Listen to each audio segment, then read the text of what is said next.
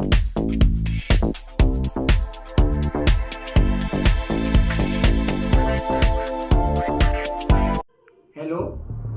Hello everyone, मैं नाजिम अंसारी।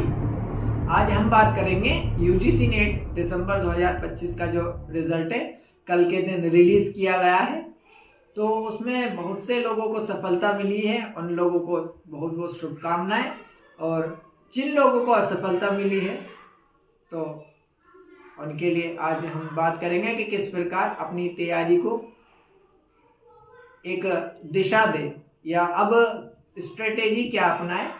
जैसे इस बार भी मैंने अपना यूजीसी क्लियर किया है और इससे जस्ट पहले जो जून 2025 का यूजीसी नेट था वो भी मैंने क्लियर किया है।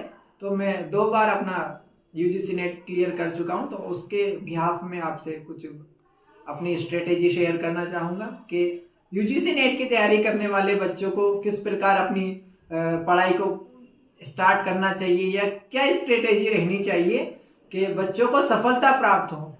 क्योंकि आपने देखा होगा कि 10 लाख बच्चे फॉर्म अप्लाई करते हैं, उसमें से केवल 6% बच्चे ही इसमें सफलता उनको मिलती है। यानी कल जो यूजीसी नेट का दिसंबर 2025 का रिजल्ट जारी किया है उसमें केवल 6% बच्चों को ही लिया जाता है, यानी 6% बच्चों का नेट क्वालिफाई हुआ है, जिसमें से इस बार मेरा सेकेंड टाइम में नेट अपना क्वालिफाई में किया हूँ। तो उसी के बिहाफ में मैं अपनी स्ट्रेटेजी बताना चाहूँगा कि आने वाला जो जून 2026 का नेट का एग्ज़ाम है उसमें बच्चों को किस प्रकार से तैयारी करनी चाहिए या क्या क्या ऐसे टूल्स अपनाने चाहिए जो उनको सफलता की राह में आसानी हो। तो हम बात करेंगे पहले सर्वप्रथम कि सबसे इम्पोर्टेंट होता है कि यूजीसी नेट या किसी भी एग्ज़ाम की तैयारी करने से पहले आपको उसके सिलेबस के बारे में एक बार देख लेना चाहिए, यानी किसी भी एग्ज़ाम को। तो हम यूजीसी को लेकर बताएंगे आज कि यूजीसी का सबसे पहले आपको सिलेबस लेना है। सिलेबस लेने के बाद आपको सिलेबस देखना है कि क्या सिलेबस है। उसके बाद आपको थोड़े प्रीवियस ईयर क्वेश्चन को देख लेना है ताकि आपको एक एसेंस पता लग जाए कि वर्तमान में पेपर का पैटर्न किस प्रकार का है। जब आप ये दोनों काम कर लेंगे, सिलेबस एक बार देख लेंगे और 2-4 पेपर आप प्रीवियस ईयर के देखने के बाद आपको पता चल जाएगा किस तरह तैयारी को या कितना डीप में आपको पढ़ने की ज़रूरत है। अब उसके बाद आता है कि तैयारी स्टार्ट कैसे करें। सबसे इम्पोर्टेंट होता है कि स्टार्ट करना बहुत इम्पोर्टेंट माना जाता है, यानी किसी भी चीज़ की शुभारंभ करना। तो सबसे पहले हम बात करेंगे कि किसी भी चीज़ की स्टार्टिंग आप बेसिक जनरली किताबों से कर सकते हैं। जैसे ये मेरे पास कुछ बेसिक किताबें जिसको मैंने पढ़ा था, जैसे राजनीति विज्ञान की ये किताबें आती है। आप किताबों में सबसे इम्पोर्टेंट बेसिक किताबें पढ़ें, यानी ग्रेजुएशन लेवल की आप किताबें पढ़ें। पुखराज जैन की आप किताबें ले सकते हो। और क्या, जैसे हमारे पास ये कुछ किताबें जो मैंने पढ़ी थी, ये राजनीति विज्ञान की भारतीय शासन एवं राजनीति, ये पुखराज जैन की किताब है। इसमें आपको पुखराज जैन का मैं इसलिए बोलना चाहूंगा बिगिनर्स के लिए, क्योंकि पुखराज जैन की जो लैंग्वेज है, लैंग्वेज जो लिखी है उन राइटरों ने, वो आसानी से आपको समझ में आ जाएगी। यानी आपको इतना गाइडेंस की जरूरत नहीं पड़ेगी। क्योंकि दूसरी यूनिट इसमें आपको देखने को मिलेगी अंतर्राष्ट्रीय राजनीति, अंतर्राष्ट्रीय संबंध यानी आईआर।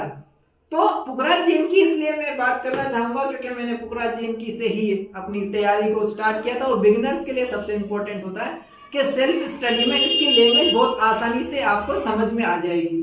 बाकी उसके बाद ये फर्स्ट पेपर के लिए आप प्रेफर कर सकते हैं, या फर्स्ट पेपर इतना उसमें मैथ रीजनिंग वगैरह होती है, बहुत सारी चीज़ें, टीचिंग एप्टीट्यूड आपको पढ़ना होता है, रिसर्च एप्टीट्यूड आपको पढ़ना होता है। तो आप अपनी तैयारी को बेसिक माध्यम से करें, यानी छोटी छोटी किताबें पढ़ें, यानी रूट बुक पढ़ें। सबसे इंपॉर्टेंट है आपको रूट बुक पढ़ना, उससे आपको एक विषय की समझ पैदा होगी। यानी कि राजनीति विज्ञान में आपको जो विषय की समझ पैदा करने के बाद आपको पता चलेगा कि राज्य क्या होता है या सरकार क्या होती है या राजनीति क्या होती है और राजनीति विज्ञान इन सब से कैसे अलग है। क्योंकि राजनीति विज्ञान एक ऐसा विषय है जिसमें आपको बहुविषयक चीजें देखने को मिलेगी। वहां पर आपको राज्य को पढ़ना, राज्य की संस्थाओं को पढ़ना पड़ेगा, विभिन्न संस्थाओं को, जैसे अंतर्राष्ट्रीय राजनीति में अपन विभिन्न संस्थाएं पढ़ते हैं, जैसे यूएनओ एक विश्व शांति के लिए बनाया गया संस्था है, WHO जो अंतर्राष्ट्रीय स्तर पर बनाई गई एक ऐसी संस्था है जो स्वास्थ्य की देखरेख करती है। ऐसे ही यूनेस्को, आसियान, सार्क, विभिन्न यूरोपीय यूनियन, ये संस्थाएं आपको देखने को मिलेगी। तो आप अपनी किताबों को बिल्कुल बेसिक लेवल से स्टार्ट करें, यानी पहले आप ग्रेजुएशन की किताबें पढ़ें और ग्रेजुएशन की किताबों के बाद आप अपनी पोस्ट ग्रेजुएशन की किताबों पर आ सकते हो। तो पोस्ट ग्रेजुएशन की किताबों पर आने से पहले आपको अपनी रूट बुक यानी ग्रेजुएशन की किताबों से निकल कर जाना पड़ेगा, ताकि आपको एक विषय की अच्छी समझ पैदा आपके अंदर हो जाए। यानी आपको चीजें अब समझ में आने लगे कि संविधान क्या होता है या संविधान क्यों बनाया जाता है। तो किसी भी देश का जो शासन है वो संचालित करने के लिए संविधान का निर्माण किया जाता है। तो संविधान क्या है? विभिन्न नियमों का या प्रावधानों का संग्रह है जिसके आधार पर किसी देश का शासन चलाया जाता है।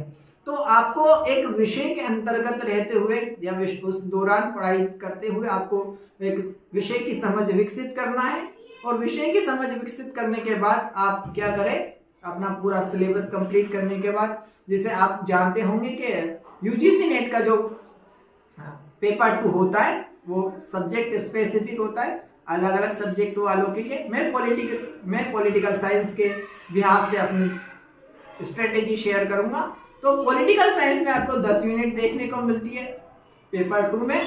पेपर फर्स्ट तो सबके लिए ही इक्वल वेटेज रखता है, यानी उसका सिलेबस चाहे हिस्ट्री से कोई नेट की तैयारी करे, ज्योग्राफी से करे या अदर जो सब्जेक्ट से कोई भी तैयारी करते हैं, तो उनके लिए जो पेपर फर्स्ट होता है यूजीसी नेट में वो कॉमन होता है सबके लिए।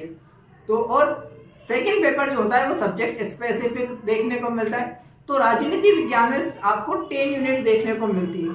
तो पहली यूनिट में आपको थ्योरी देखने को मिलती है कि स्वतंत्रता, समानता, न्याय, अधिकार, नागरिकता, ये सब चीजें यानी आपको समझना पड़ेगा छोटी किताबों से, ग्रेजुएशन की किताबों से, कि स्वतंत्रता किस प्रकार या किस चीज को आप स्वतंत्रता मानोगे, समानता क्या होती है, इस चीज को आपको समझना होगा। जैसे विभिन्न विचारकों के द्वारा आप देखोगे कि स्वतंत्रता, जैसे हम जेएस मिल के बारे में पढ़ते हैं कि स्वतंत्रता का विचार उन्होंने दिया है, तो उन्होंने नकारात्मक स्वतंत्रता पर अधिक बल दिया है। लेकिन वही आप सकारात्मक स्वतंत्रता के पास आओगे तो आपको एक थिंकर देखने को मिलेगा वेस्टर्न विचारक में, पाश्चात्य विचारक में रूसो। तो उन्होंने स्वतंत्रता को ऐसी स्वतंत्रता माना है जो सकारात्मक यानी सार्वजनिक हित को ध्यान में रखते हुए स्वतंत्रता व्यक्ति को दी जाए। तो आपको समय एक विषय की समझ रखना सबसे इंपॉर्टेंट हो जाता है, क्योंकि एग्जाम में एट द एंड आपको विषय की समझ के अंतर्गत ही क्वेश्चन या प्रश्न पत्र को हल करना होगा। तो एक विषय की समझ बनाने के बाद आप अपनी तैयारी को और आगे बढ़ाने के लिए या उसमें और शार्पनेस लाने के लिए आपको रिवीजन करना होगा डेली बेसिस पे। यानी जो भी आपने पढ़ा उसको डेली आप रिवाइज करें, और रिवाइज के साथ आप प्रीवियस ईयर क्वेश्चन का प्रैक्टिस करते चले। उससे आपको पता चलेगा कि आप कितनी तैयारी आपकी हो पा रही है, या कितना सब्जेक्ट की डीप नॉलेज आपको चाहिए, या कितनी फैक्चुअल डेटा आपको प्रोवाइड करना पड़ेगा, ताकि आप अपनी यूजीसी नेट की सफलता आसानी से प्राप्त कर सके।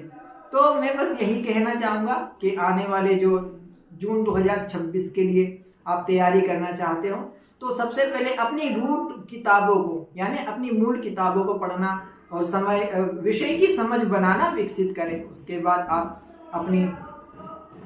बाद समय विकसित होने के बाद आप क्या करें, आपको प्रैक्टिस सेट लगाना है।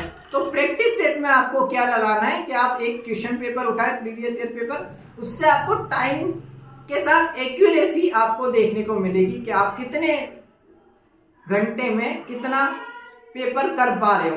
क्योंकि बच्चे क्या होते हैं, मोस्टली पढ़ तो सब लेते हैं, पढ़ना इंपॉर्टेंट नहीं है, पढ़ना तो सबको पड़ेगा ही सही, क्योंकि आप इतने बड़े एग्जाम की तैयारी कर रहे हो। तो बिना पढ़े तो आपका तुक्के में तो एग्जाम निकलना असंभव है, आप खुद जानते हो।